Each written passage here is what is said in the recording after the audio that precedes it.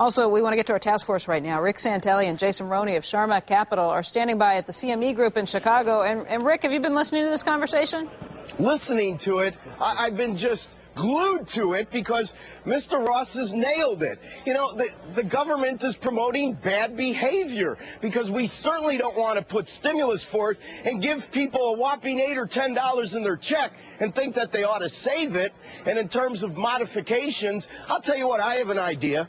You know, the new administration's big on computers and technology. How about this, President and new administration? Why don't you put up a website to have people vote on the internet as a referendum to see if we really want to subsidize the losers' mortgages, or would we like to at least buy cars and buy houses in foreclosure and give them to people that might have a chance to actually prosper down the road and reward people that could carry the water instead of drink the water? Hey, Rick, that's a novel idea. Hey, Rick, did you? What? Who thought of that? Yeah, they're like putty in your hands. Did you hear? No, they're not, Joe. They're not like putty in our hands. This is America. How many of you people want to pay for your neighbor's mortgage that has an extra bathroom and can't pay their bills? Raise their hand. How about we all? President Obama, are you listening? How about we all stop paying our mortgage? It's a moral hazard. This is like mob rule here. I'm getting scared. I'm glad I'm. Why don't you guys don't get scared, Joe? They're already scaring you. You know, Cuba used to have mansions and a relatively decent economy. They moved from the individual to the collective. Now they're driving 54 Chevys. Maybe the last great car to come out of Detroit. They're driving them on water, too, which is a little strange to watch at there times. You go. Hey, Rick, how about the notion that Wilbur pointed out you can go down to 2% on the mortgage. You can go down to minus 2% and still have 40% and still have 40% not be able to do it. So why are they in the house? Why are we trying to keep them in the house? Mr. Summers is a great economist, but boy, I'd love the answer to that one. Jason, you get people fired up. Jason, you want to? We're thinking of having a Chicago Tea Party in July. All you capitalists that want to show up to Lake Michigan, I'm going to start organizing. What are you dumping in? What are you dumping in this time? Housing, We're going to be dumping in some derivative securities. What do you think about Mayor that? Daley is marshaling the police right now. Rabble route. National Guard. Jason, are you nearby? Can you hear the cheering? I am, but I don't have gallery directly behind me, so it's going to be tough to follow that act. Yeah, sure. Exactly. You agree? I'm going to run down to the pit. Well, clearly, we're going to debate the moral issues of what government is and is not doing for some years to come.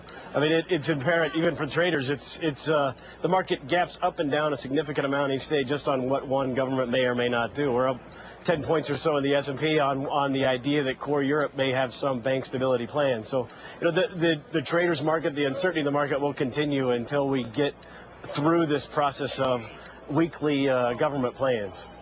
You know, Rick, one of our producers says if Roland Burris steps down, man, Senator Santelli, the junior senator from Illinois, it's a possibility. I'm just saying. Do you think I want to take a shower every hour? The last place I'm ever going to live or work is D.C. Have you raised any money for Blago? No, but I think that somebody's going to have to start raising money for us. Hey, Rick, can you do that one more time? Just get the mob behind you again. I love it. I have the camera pull way out. Yeah, pull way out. Everybody listen to Rick Santelli. I don't think you can't just do it at will, can you, Rick? Okay, I mean, you have to say something. Yeah, do it at will. Let's see. Listen, all I know is that there's only about 5% of the floor population here right now, and I talk loud enough they can all hear me. So if you want to ask them anything, let me know. These guys are pretty straightforward, and my guess is a pretty good statistical cross-section of America, the silent majority. Not so silent majority. Yeah, not so silent. So, Rick, are they opposed to the housing thing, to the stimulus package, to everything out there? You know, they're pretty much of the notion that you can't buy your way into prosperity, and if the multiplier that all of these Washington economists are selling us is over 1, that we never have to worry about the economy again. The government should spend $1 trillion an hour because we'll get $1.5 trillion back. Wilbur? Rick, I congratulate you on your new incarnation as revolutionary leader. Obama releasing new details to his $3.4 trillion with a T budget. It includes $17 billion with a B in cost cuts, but big increases in domestic spending. Yeah, it's less than 0.5%. So, in our call of the wild, the question is, will the budget help or hinder the economy? Let us bring in our two distinguished First up, Keith Boykin, CNBC contributor, editor of The Daily Voice, and the great Rick Santelli. Rick Santelli, we have not heard from you this morning so far in this show, so I wish to go to you first. Are you happy now that we have had across-the-board budgetary and fiscal restraint? You know, you've said 0.5%, but, you know, this is much easier. You know, if you have GDP that's moving down, okay, and this is your zero line, by eliminating the bottom, and that's really what a lot of the budget is doing in the programs, you're taking the variance off. You're trying to save the day for the current credit crisis. But the price of that is shaving the future variance on the top. It's a lot like selling a call on your stock position. We are using future revenues to fix the hole today, so we're going to be carrying a trailer load up a hill for the next several years. I don't know how you can say it any easier than that. Wait, let's give Keith. Yes, how can you explain it any easier than that? Well, I think isn't that the whole nature of borrowing? You borrow money from future revenue in order to take care of current needs now. That's nothing new. I don't think Rick is saying anything that we haven't heard before. The only thing new is the magnitude. Well, the magnitude is large. I have to give you that because the magnitude and the scope of the problems is large. Well, the current problem is in education and health care, though. Look what he inherited. First of all, President Obama inherited. He didn't inherit anything. He ran for office. It was his choice. Yeah, and he still inherited. He chose to inherit it. Rick, get real here. The reality is we have a huge budget deficit that the president inherited. He didn't create this. He inherited it. Now, let me just make a point here. Let me just say something here. I acknowledge that Bush left him a deficit of $400 or $500 billion, but that doesn't impel President Obama to triple it. What President Obama is doing is can I just get a word in edgewise here? Let me just explain what's going on. I haven't had a chance to say this. What President Obama is trying to do is he's trying to invest in our future. Bush spent $6 trillion.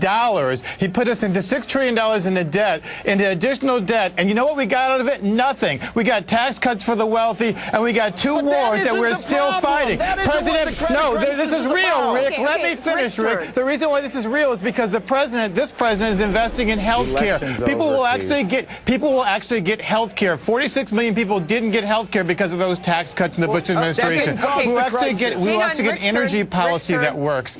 For God's sake, this is ridiculous criticism. Go ahead, Rick.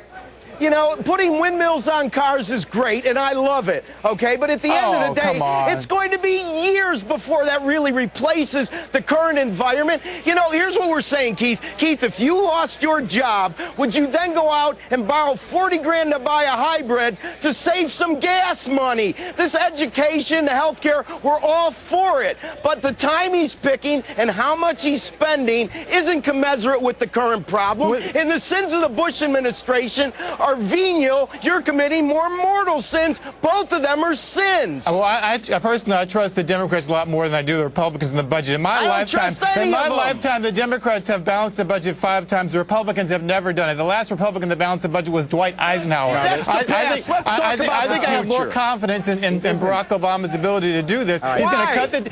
What has he done? Has he run a business? His plan is going to cut the deficit. He's going to cut the deficit in half by 2013 at the end of his first term. He's going to invest in healthcare, education, and energy, so we actually have some long-term sustainability. We're not just talking about spending money for the sake of spending money. He's investing in our future. This is our future. These are people. That's your impression of the future. Maybe it's easy for you sitting there in Chicago to not worry about these things, but there are 46 million Americans. Why does it have anything to do with me? Stop using those tactics. This isn't about me. 46 million Americans do not have health insurance in this country. And 46% don't want the deficits. Deal with that problem. Rick, get real. We can't just worry about the rich and the investor class. We have to worry about the ordinary American. Real incomes have been declining. Income inequality has been growing. Then they should get a better education and earn more money. You're not making the problem any worse.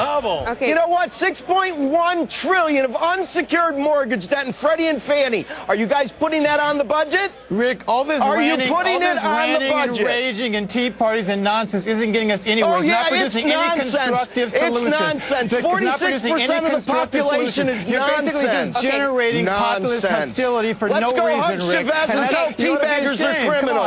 All right, guys, real quick. Keith's final point?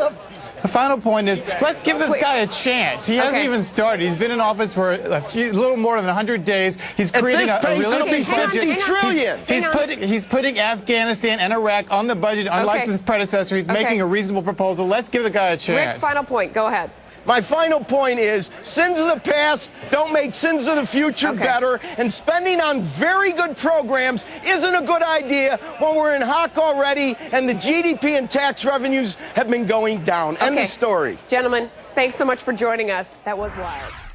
Let's bring Rick Santelli in, because I know he has a viewpoint on this. Mr. Santelli, you've got the floor. Well, I just think Mr. McTeer, I agree with much of what he says, but I just don't understand why everybody passes the hot potato on whose watch the dollar is. Obviously, we have the Treasury and the Fed using a strategy that will end up with a weaker dollar to fix what ails us. It's pretty straightforward. And whether you talk about disinflation, inflation, the reality of a strategy that isn't worried about a weaker dollar to help float all this extra liquidity is going to take its toll on every commodity denominated in dollars we purchase. And Americans, well, you know, at this point when everybody's nervous about jobs, we don't see jobs coming along, Rick, paying for all of this is a big deal. Rick, if you're to my east and the wind is blowing the tree down from the west, the tree on my property is your problem, my friend. Listen, and that I don't is care part whose of the property it attitude is. of I the want United the States tree to to be the standing dollar, up. Rick. I want my dollars to have somebody whose job it is to try to protect its cost of living type residual value within the borders of the United States of America. Wait, you'd be that way. Trees falling down on you, Rick. That's the problem. The United States is one of the actually least open economies. Who is the only entity allowed to print dollars, Steve? Answer my question. The Federal Reserve. Okay, so why is it whenever you talk about the dollar, they basically say, it's not my job? They don't talk to the Treasury. That, Rick. That's not true. That's not true, Rick. Actually, they don't say that. You're just making it up, Rick. Oh, yeah, sure. Okay, who's the last person from the Fed that talked about how we were going to try to save the value of the dollar, hence keep people's perceived... They don't talk about saving the value of the dollar. They talk about saving the economy. I rest my case. Put all the verbiage on it you want. Rick, they say that your policy goal is the wrong policy goal. That I'm not a policy maker. I'm a dollar holder. You're giving them advice, and I want them to go up in value. For what you're saying. You're prescribing policy, and you're saying I'm describing that a situation where our leaders dilute my dollars to pay for the sins of everyone. Rick, the United States is the price maker in the world, not the price taker. You act like we're some You're getting involved in verbiage, Steve. The Fed doesn't ever talk about what will make the dollar do better. I want to hear that conversation.